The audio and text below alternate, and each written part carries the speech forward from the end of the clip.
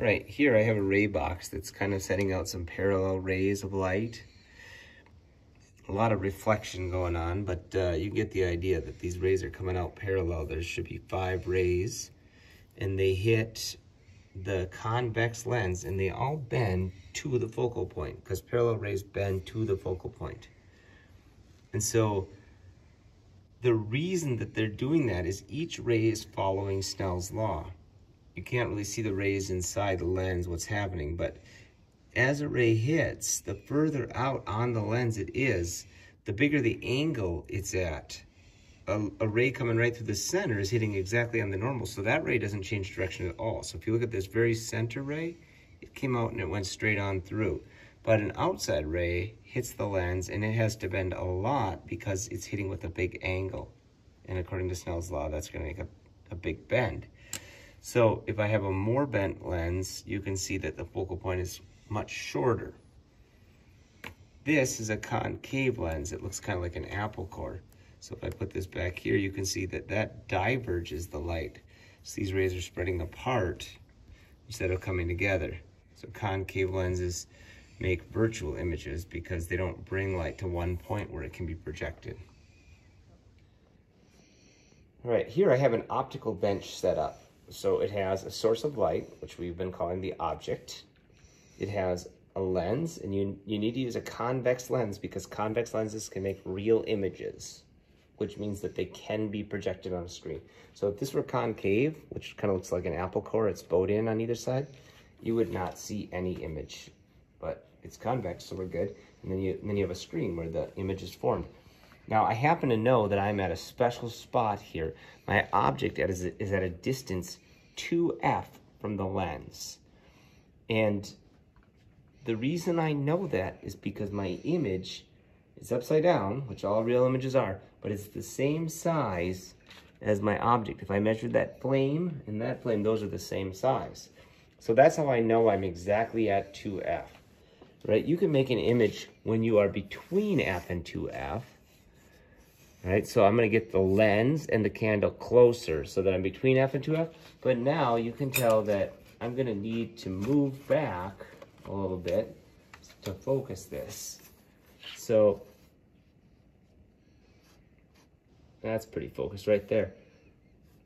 Let's see if I can get it even sharper. That is between f and 2f, and that's going to push the image way back beyond 2f. All right, and one more I could make is a tiny real image where the object is way beyond 2f. The image is close, but the image is tiny because my object is way beyond 2f. Right? Now, as long as the object is at least the distance of the focal length of the lens away, there is always a spot you can put the screen to make an image. Now, a lot of people get confused and they think, oh, this must be the focal point. It's not the focal point. It is the image. The image is here. And a parallel ray would come in and hit the lens and bend through the focal point on its way to making part of that image, which happens to be upside down because it's real. And much like the mirrors, when you do lenses, you want to draw a principal axis right through the center of the lens. All right, stuff below that will be what we consider upside down. Now this is a double convex lens, so I'm going to go ahead and put a focal point on both sides. And whenever I'm talking about the focal point as a position, I use capital F. When I'm talking about this distance from the center of the lens to the focal point, that we call the focal length, and I use little f. That's going to be important here as we start to look at the math behind this. That wasn't a very good line. All right, so same rules as when we drew these for mirrors. If I put an object here, and I have a ray that comes in parallel, as soon as I hit the center of the lens, I'm going to bend through F. If I have a ray that comes in through F, gosh, I just missed it, through F, as soon as I hit the center of the lens, it's going to bend parallel to the principal axis. All right, so that is where my light rays are really intersecting. So there will be a real image there, something that you could project. if I put a screen right here, I would see the image on the screen. And look at that, it's upside down. Another thing you should notice is that it is the exact same size. Right? Why is it the exact same size? Because I was at a special spot. I was at a spot called 2F. Right? When you're at 2F, it's going to make an image the same size.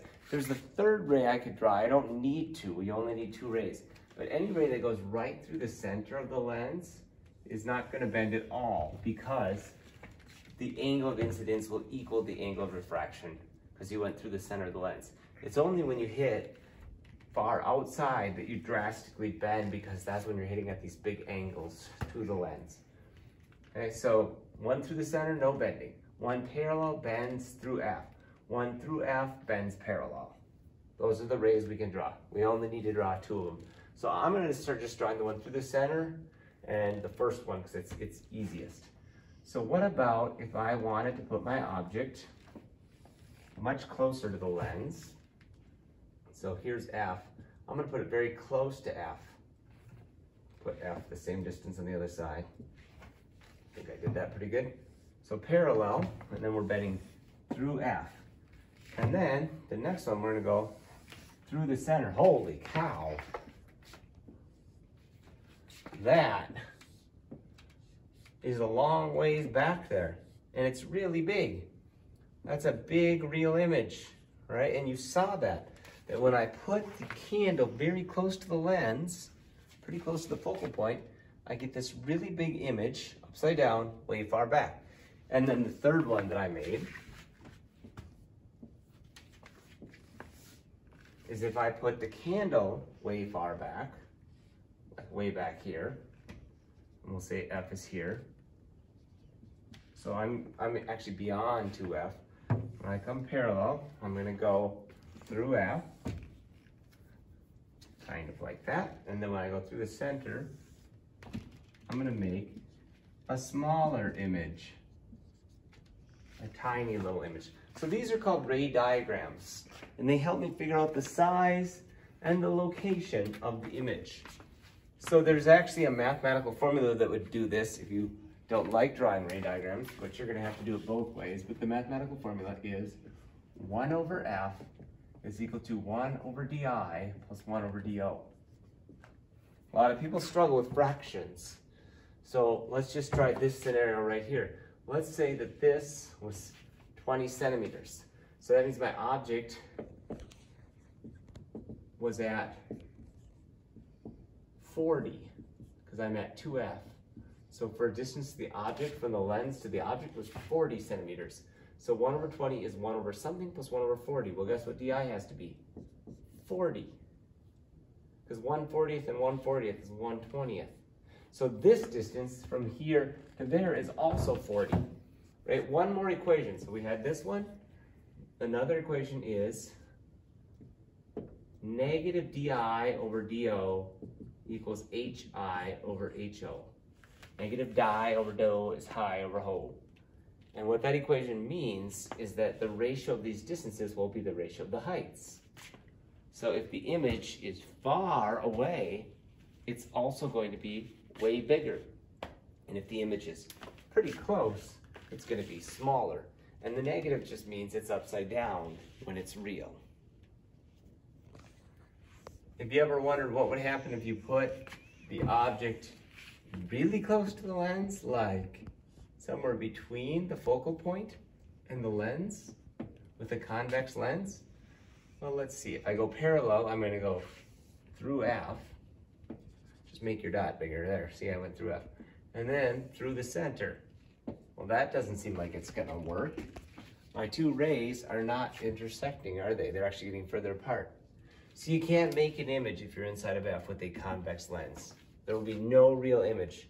But if I were to look at these rays, number 1 and number 2, and they were hitting my eye because I'm looking through the lens, kind of like looking at a bug with a magnifying glass or with the microscope. I actually look through it, or binoculars. Anytime you look through the lens, we're not projecting with the lens, we're looking through the lens at something. You can say, where are you coming from? And where are you coming from? And if I trace them back where they seem to be coming from, they seem to be coming from a giant virtual image. So just like the concave mirror, the convex lens can make virtual images back on the same side of the lens as the object. So this is how a magnifying glass works. You're looking at this thing, but you see a giant thing. So you actually have to look through the lens. All right, finally, how do you do a ray diagram for concave lenses? Well, we start out the same way. We draw the principal axis, we put in the focal points, we put in our object wherever it happens to be, we draw a line parallel, and here's where things change. Now, instead of bending through F, this is a concave lens. It's diverging. So it takes that light ray and it spreads it out as if it came from this F. Right? And then the second ray that I like to draw is one just right through the center that does no bending. All right, so now these two rays are not about to intersect, so concave lenses don't make real images. But if you ask them where they're coming from, they both seem to be coming from a little tiny image right here. Concave lenses make these tiny little virtual images on the same side as the object. All right, so how do you know if you're nearsighted or if you're farsighted and what you should do about it? Well, here's what happens. Your eye has a lens in it that's convex, and it has a screen in it, and the screen is called the retina. And this is where you want to make an image. But a lot of times the light rays are coming, and when they hit your eye, for a lot of people, they might focus it and it might bend the light too much so that by the time we get to the retina, we've already separated out and we got blurry. So you're focusing too near. If you're focusing too near, you are myopic or nearsighted. So what you need to help you spread that light out and get it back here on the retina is a lens that is more concave. Now, I don't think anyone's ever wore glasses that are concave on both sides. That would look really goofy. All glasses are convex on one side and concave on the other. But what this person needs is a glass that is more concave than convex. A mostly concave lens or a diverging lens is going to help correct the nearsighted person. Really, the problem is their lens is a little bit too fat for where their retina lives, and so they could maybe go to someone to get LASIK and have them hack a little bit with a laser off the lens to thin it out.